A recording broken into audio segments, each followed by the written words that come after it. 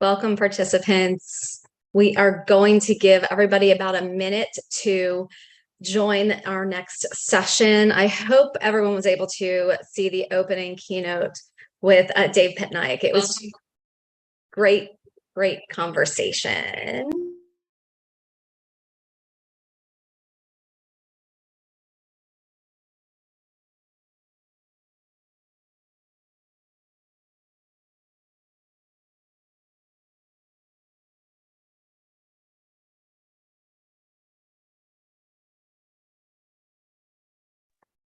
I see we've had quite a few people join us in about the last 30 seconds or so.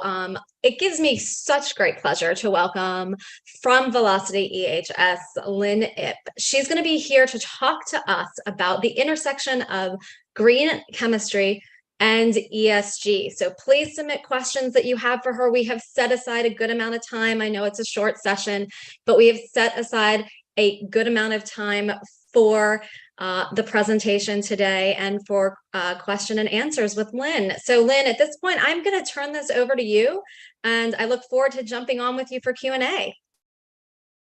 Thank you so much, Ms. Jess. Just a quick question. Can you hear me all right? I can hear you. You are loud and clear. Perfect. Thank you. And hopefully everybody's seeing my screen here now.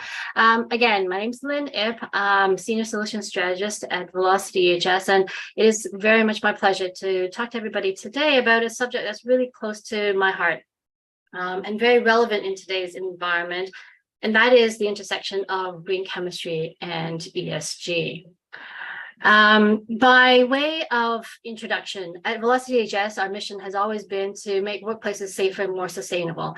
And we're here to help our customers make sure that they, their employees, and those in their value chain go home to their loved ones after each workday or work shift safe. And to that end, we've worked really closely with our partners and customers to build ESG and EHS solutions that you see here to address the things that matter to them. And it can be anywhere, not only just on ESG, but things like occupational risk, on health issues, on environmental compliance. And, I'm not going to dwell into all of that because that's not the focus of our conversation today, but I would encourage you all to visit us at our booth to learn more about these solutions and how they might be able to help you. So let's get right into it. We're talking about the intersection of green chemistry and ESG. Before we talk about green chemistry, let me first level set on the term ESG, just to make sure that everybody who's joining us, we're all starting from the same point.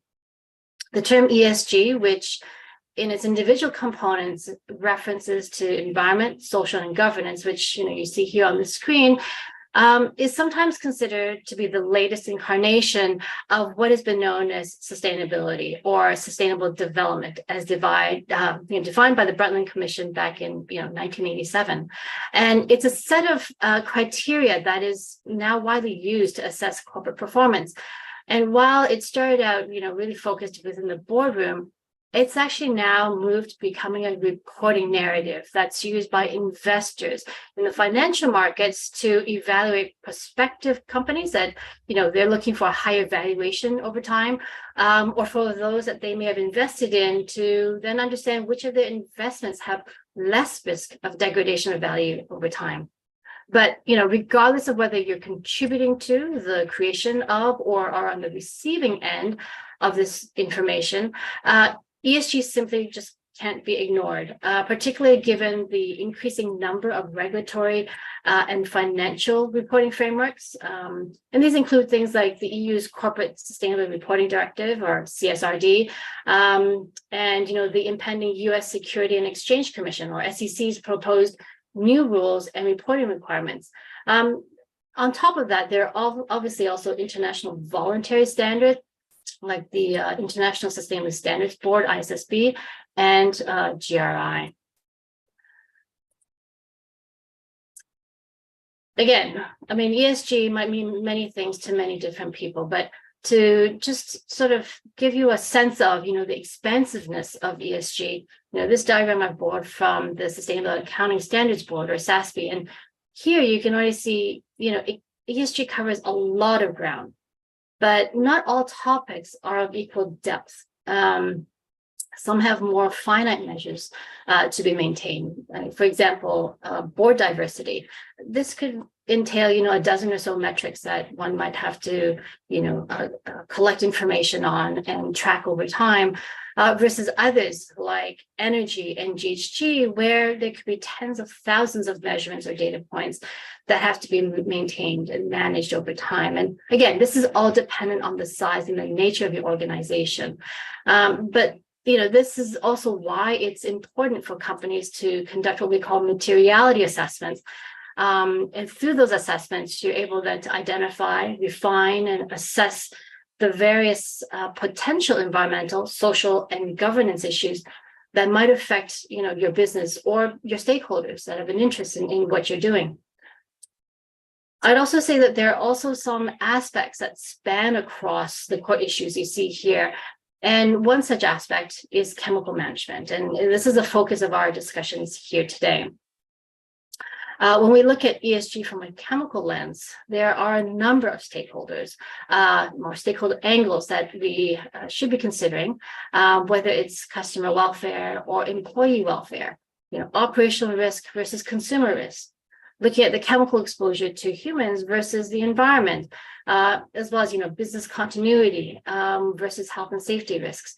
And the list, can go on. But, one might say, well, why do we need to put so much emphasis on chemicals, on chemical management? Well, like it or not, so much of our lives start with chemicals. Chemical management issues are inherent in everyday lives for us here, whether it's here in the US, Canada, and globally.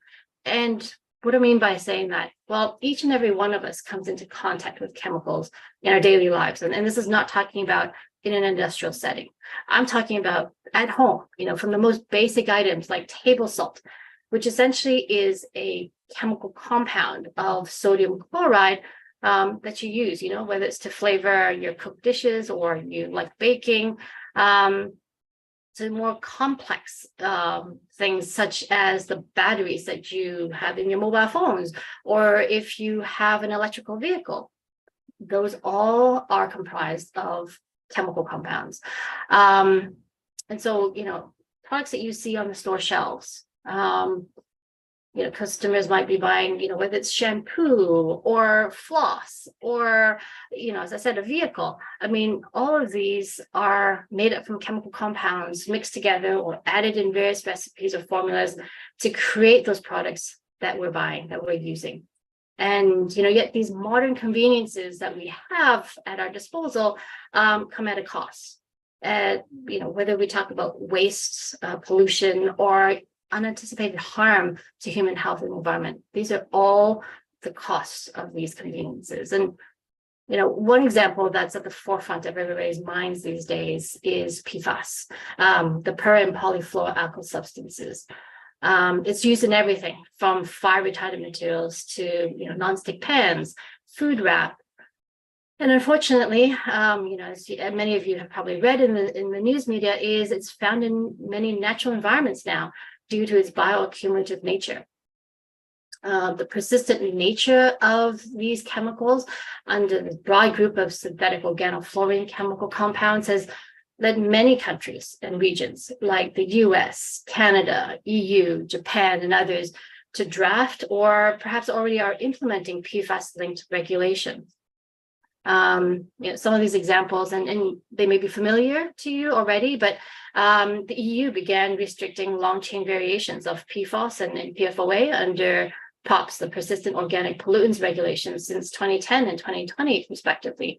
And earlier this year, 5 European countries, namely Denmark, Germany, Norway, Sweden, and the Netherlands, submitted a EU PFAS restriction proposal that's aimed at banning the use and manufacture of all PFAS chemicals that's defined by the OECD.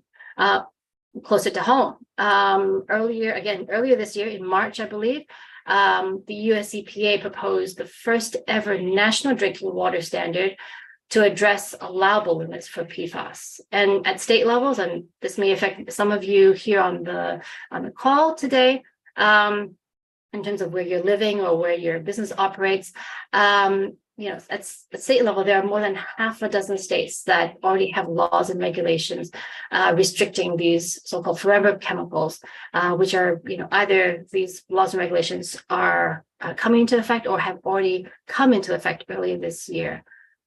So, with all the damning scientific evidence on the harm that these forever chemicals brings to humankind and the environment, as well as the growing number of regulations surrounding chemicals, and tied to it litigation cases, think 3M, as I said, we're talking about PFAS, so think 3M, DuPont, and others.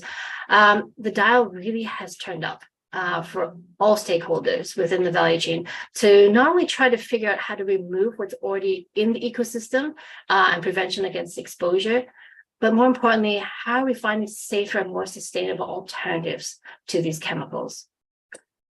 So while chemical management can sometimes still trigger the belief or the sort of approach by many companies to be equal to just hazard communication, or reporting considerations as it relates to the storage, spillage, and transport requirements, that's required by law. It's equally important to understand, the decisions that you're making on the choice of chemicals and chemical products that you purchase and use in your operations, regardless of whether you're a brand, a manufacturer, retailer, transporter, or even as a customer, has the potential to lead to impacts beyond your workplace and beyond just regulatory compliance. And, so what does that mean? You might ask yourself, well, what does that really mean?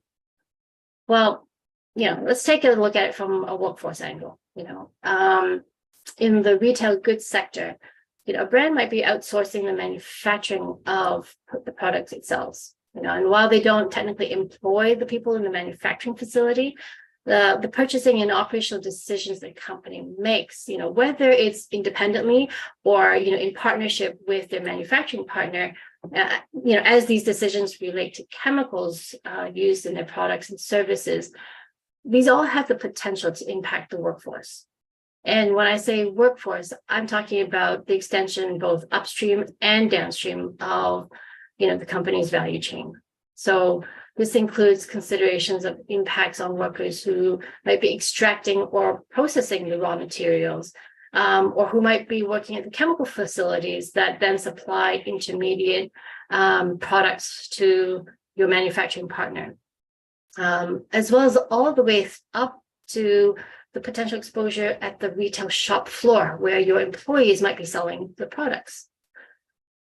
But some might argue, the responsibility of the health of the manufacturing workers is on the onus of the factory owners, and not you as the brand or the corporate organization.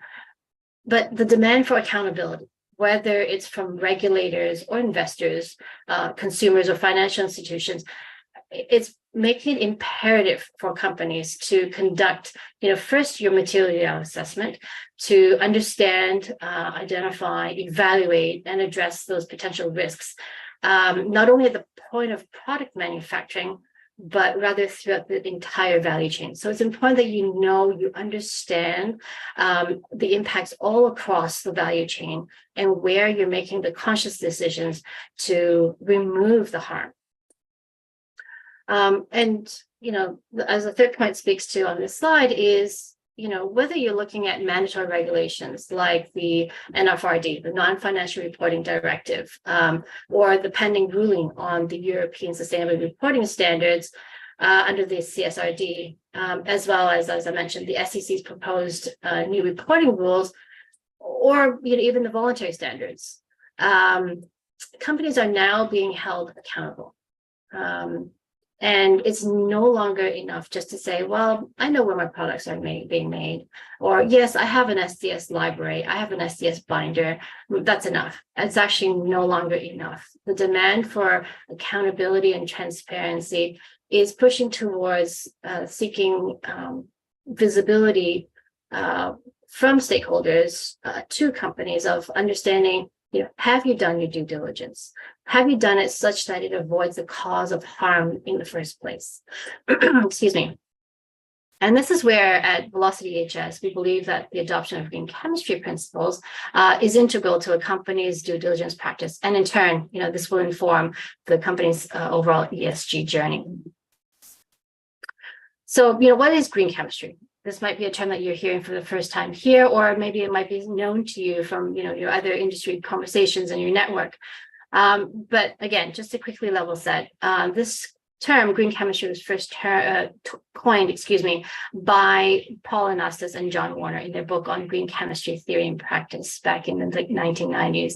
And it's founded on 12 key principles that when you integrate throughout the design of chemical products, processes, or commercial products, leads to reduction or elimination in the use or generation of hazardous substances and the creation of waste, as it applies across the entire life cycle of a product.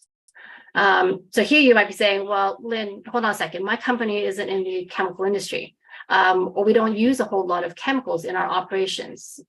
Should I be worried? Like, what does that mean? Or what does it mean to me, particularly as it relates to the maturation of my company's ESG initiatives?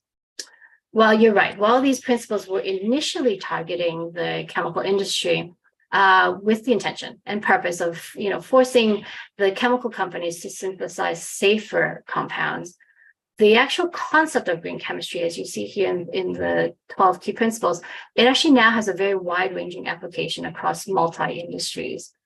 And when you holistically apply them across the life cycle of any given product or process, green chemistry can create positive causal effects. And I'll give you an example of one is, for example, on principle 6, and my apologies if the words are too small, we can share the slides afterwards, but, key principle 6 is design for energy efficiency, or in other words, preservation of raw materials is another way to look at it. One of the examples is, in the apparel and textile industry, many of the materials in use since the 60s, such as nylon, polyester, and acrylic, were derived and still are derived from fossil fuels. So oil, coal, natural gas, and with the increasing pressure over the years to reduce the use of fossil fuels from a climate perspective, green chemistry concepts are being applied to innovate through the use of renewable materials like algae and mushroom to create renewable material options for companies, and thereby reducing the reliance on non-renewable sources while also reducing the impact on climate.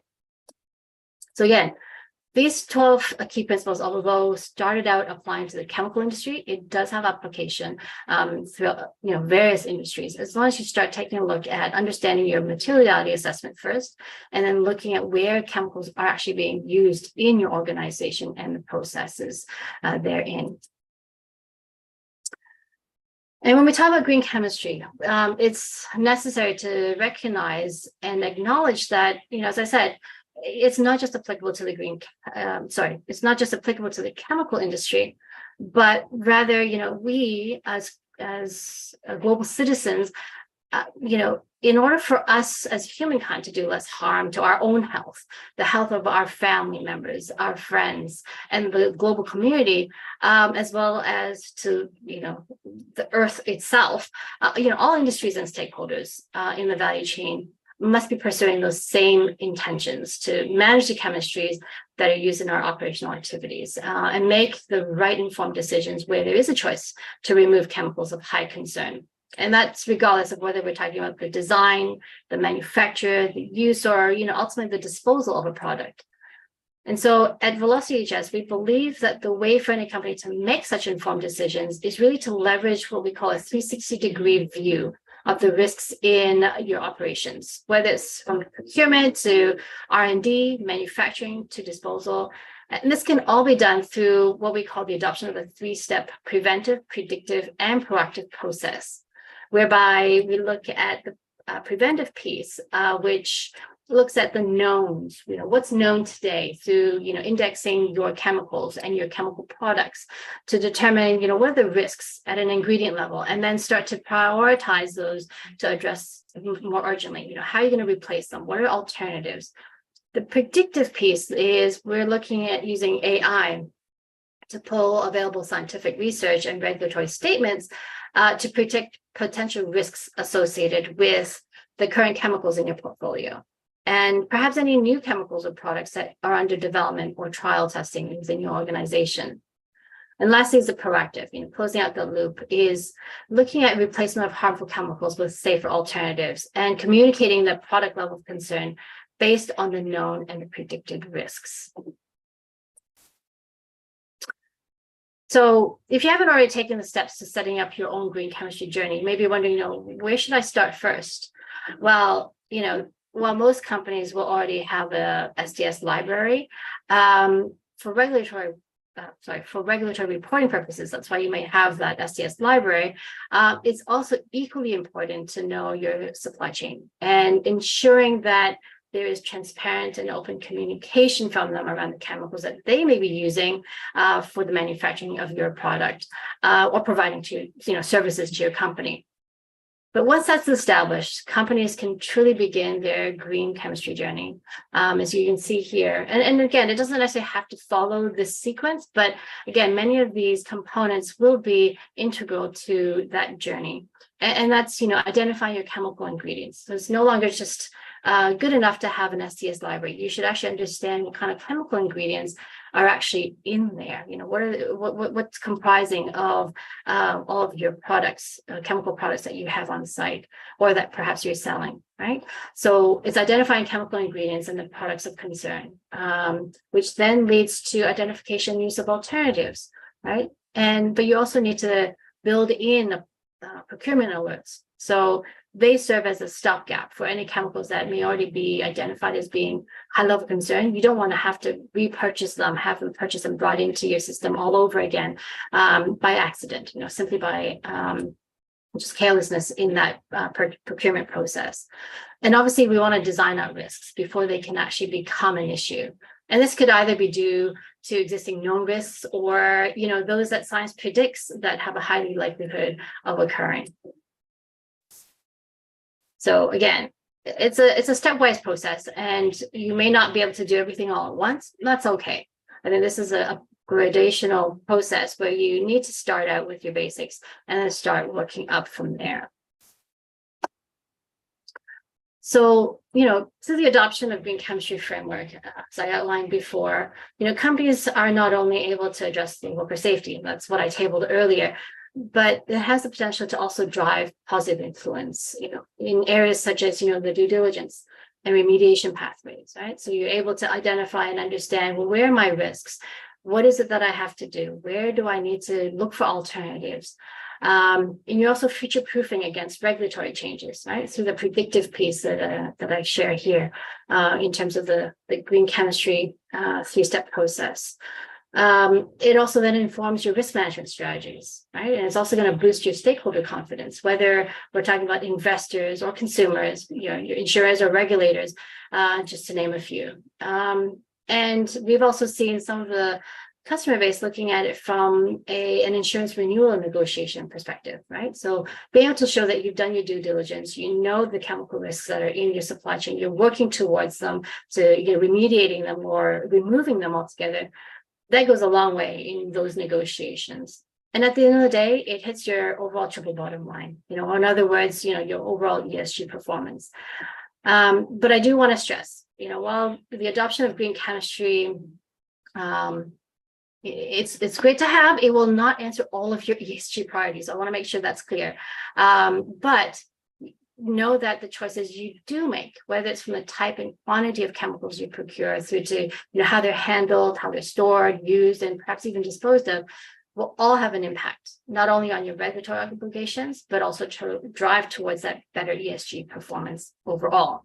So hopefully that gives you, we have a very short time here, this 20-30 minutes, and I've gone really quickly through where we see the intersection of green chemistry and ESG, and that actually brings a close to my session, presentation-wise. So I'll hand it back to you, Jess. I don't know if there are any questions that came in. I've been too busy talking all the way, and we'd be happy to answer any questions. And again, take them offline at our booth. No, I mean, you provided such a vast amount of information here today that we are going to make these slides available to attendees. It will be in the VelocityEHS booth. You'll be able to download a PDF copy of the slides that Lyn presented today to, further review everything that she talked about. What we do have a couple of questions that I want to try to get to before we close up in just about 5 minutes. And yes, I know it's a very, very short session, but hopefully we will do our best to get to as many questions as we possibly can. So you talked a lot about compliance, the 3 Ps. Do you have any just simple best practices for those companies getting started incorporating green chemistry, so it's not overwhelming to them if this is a brand new path that they're going down? Yeah, sure, Jessica. So I would say, first of all, 2 things. One is, as I mentioned, know your supply chain, right? You need to understand who's working for you, where you're getting your materials. But second, obviously, is look back to that SDS library. That's a really good starting point, is to say, well, I have these SDS sheets. They might just be sitting somewhere, whether it's like a soft copy version or actual hard copy, is really to dig into that and understand what kind of chemical compounds are you working with? Like, what are the chemical components that you're working with, and understanding the risks that's associated with them. That's the first step, because what you don't know, you can't manage. Right. So that would be a first, is understanding, what is it that you need to know about the chemicals that you're using or have in place. And then the next step that moves to saying, well, what can I do about it? The what can I do about it? No, I think that's a great starting point for people, who don't necessarily, have the experience with green chemistry. And I really appreciate how you laid a framework, a groundwork for making the connection between green chemistry and ESG. And a lot goes into ESG and triple bottom line, and it's something that we've talked about here at E&E Leader. So, I think that attendees are going to be able to take that away from them. Obviously, if your company carries out green chemistry, you have not addressed all ESG reporting requirements. That is something, that you mentioned, and it's something that is important for attendees to take away. Absolutely. And again, I think this is where, as I said, this is the intersection. This is where we're seeing why they're connected together, but it does not necessarily mean that they equate to one another, because there are many other aspects that one needs to consider and this will become more apparent, and why I mentioned materiality assessments within the conversation, is it's important for an organization to actually go through that process, right? By going through that process, you'll begin to understand, what are all the absolute risks that are present today. You might not be able to predict 5 years from now, but again, you will understand sort of what are the immediate risks that are facing you that might be important to your stakeholders. And through that process, then you will be able to see, well, perhaps it is, things about chemical management, but there are also other things. And that's where a company then needs to understand, how do I balance? Where's the balance? Where's the prioritization to take place? And again, it's small steps. Take those small steps first to lay a good foundation before you try to launch into, full programs and things like that. And I think that's such a crucial thing to mention. And it's something that I would say, it's a big statement, but every subject matter expert or thought leader I talk to within the ESG space and sustainability space really emphasizes taking those small steps. Because if you don't focus on those small steps and you go too big, too fast, you're going to look back and say, I missed something. These big steps that I want to take are not really possible at this point because I didn't address the smaller steps in the process. So I think that's a crucial aspect. And I wish we had more time to talk today, but again, head on over to VelocityEHS's booth in the exhibit hall. They have provided resources for you to download. I just uploaded, while Lyn was speaking, I uploaded the PDF of her presentation, so you can download that as well. And Lyn, thank you for being a part of today's event, and thank you to your team. We look forward to working with you more in the future. It's been my honor, and thank you very much, Jessica, for inviting me to this conversation. And again, we're here to help if there's any questions, and look forward to future conversations. Yes, definitely. Thanks so much.